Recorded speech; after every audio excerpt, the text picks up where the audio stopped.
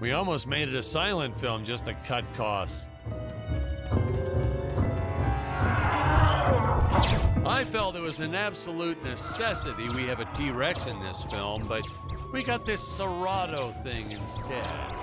Of course, I went through the whole production thinking it was a T-Rex because, really, who can tell the difference anyway?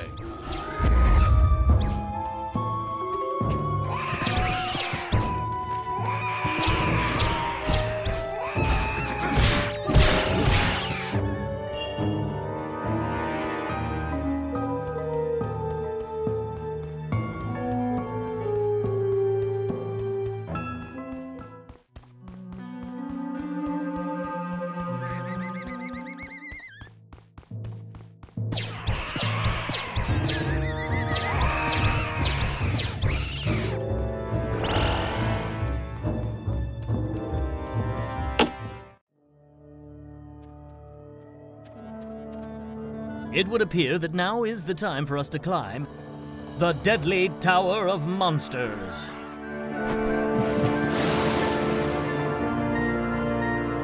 Good screen.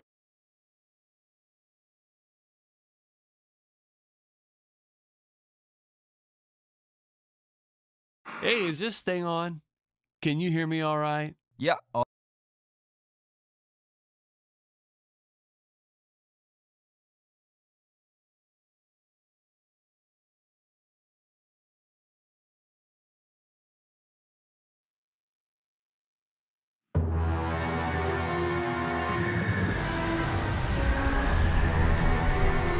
Hello, Dan Smith here. I directed this film back in, well, it feels like a century ago. Yeah. The studio asked me to provide a commentary track for the DVD release. And wham! Straight into the action. No fluff or anything. That's what we did back then. Crash-landed ship. Out pops our hero, the fearless Dick Starspeed.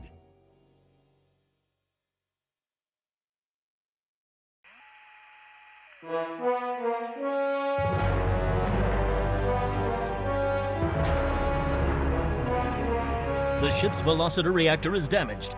I believe that I am stranded on an alien planet. Played, of course, by actor Jonathan Digby. Went on to some minor roles after this. Such a shame. I thought from day one this guy's got leading man written all over his face. Greetings, Citizen Gloria. Speed. And I come in peace. Probably shouldn't have had Dick draw his weapon when he was talking about peas. Well, maybe one day we'll go back and CG it into a sandwich or something instead. Ha! Just kidding. This is what people pay to see. A no-name middle-aged B-list actor duking it out with stuntmen in costumes. Such stunning choreography. Now, the extras in those robot suits really knew how to take a punch. No, literally. I told Jonathan not to hold back. Give it all to him. Kick him in the nuts and bolts. And I know what you're thinking, but don't worry. We handled it responsibly. We made them all sign waivers not to sue for injuries. Holy smokes!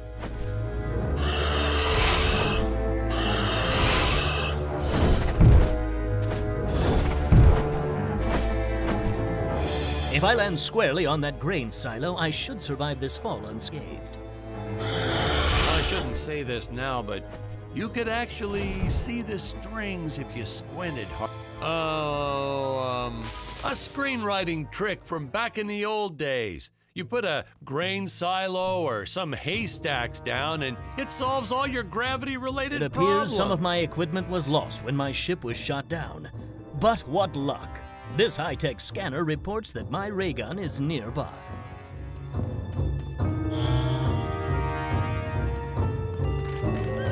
Oh, the dinosaurs!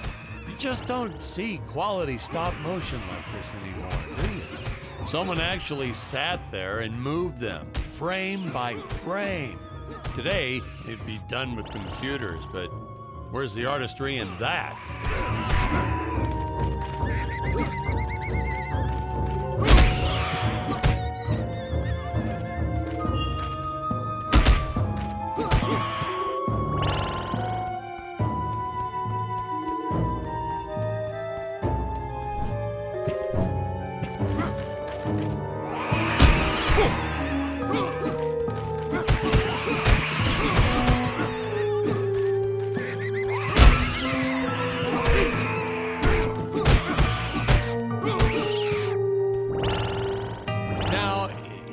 trees here look a little plastic?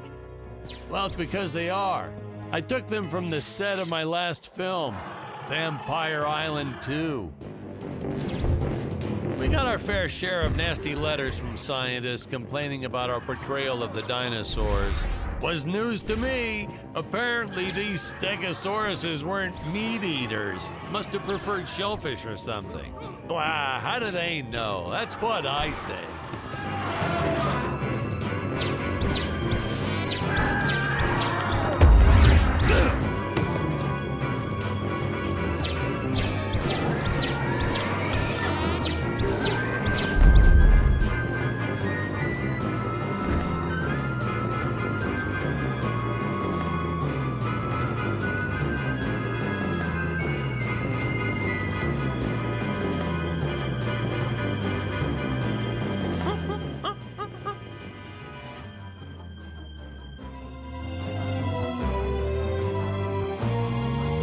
As usual, the local population is defenseless. That's where our hero steps in and saves the day.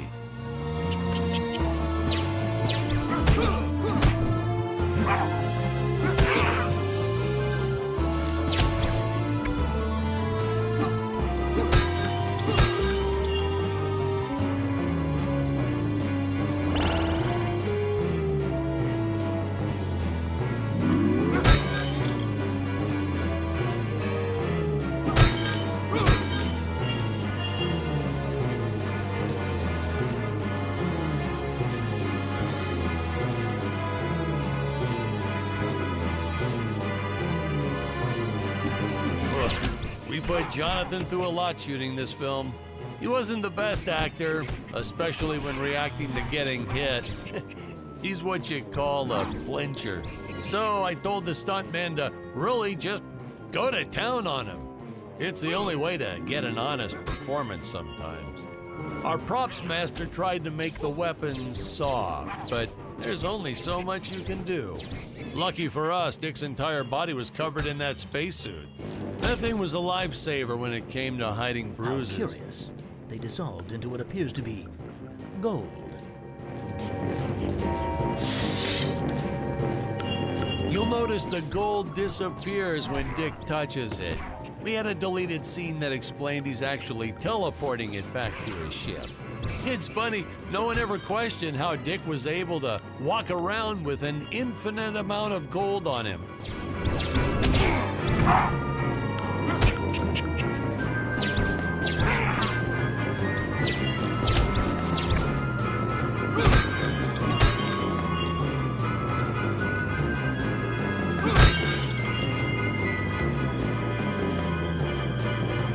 We had to redo these shots. Our first attempt was kind of a disaster. We tried using real apes, thought it'd cut down on the costume budget a bit. But have you ever tried working with apes? They are the worst actors ever. They don't sit still for a moment, and the second you take your eyes off of them, they're flinging their feces all over the place. Jonathan refused to work with them after he got, well, let's just say that he had to take more than a couple of showers one day. You know, you never forget the smell of monkey poo. We steam cleaned the studio top to bottom. Still never got rid of it entirely. All through the rest of the shot, we kept finding those little surprises hiding inside various props. Boy, were those the days.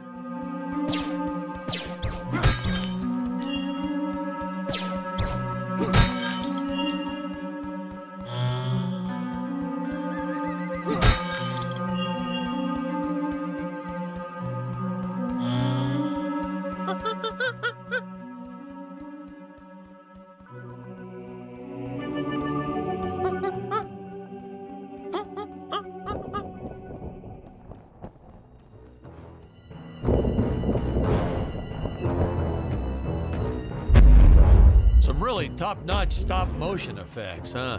Unfortunately, we skimped on the Dick Starspeed puppet a little. The Earthman is not for you to eat, fiend! Oh, this was groundbreaking. we had the woman rescuing the man for once. We were really ahead of our time with this scene, but well, then again, I've always been rather progressive.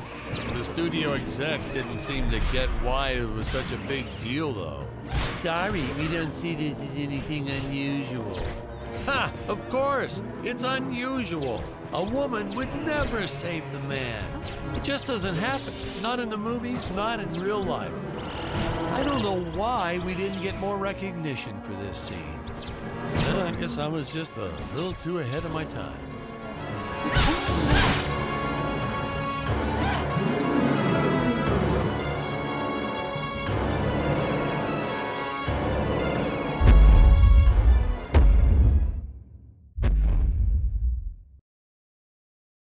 Thank you for saving me, strange woman. What is your name? I am the magnificent Scarlet Nova. Do not question my motives. Just be happy that you are still alive. I must speak with my father at once. I shall teleport to his chambers.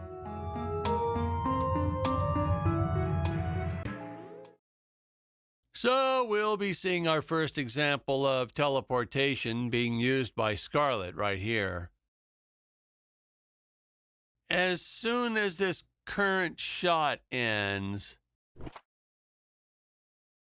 Huh?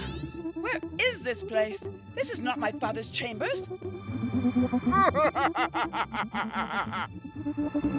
You have disobeyed me for the final time, Scarlet.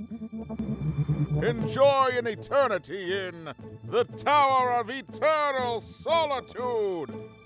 For all eternity! The old fool did not notice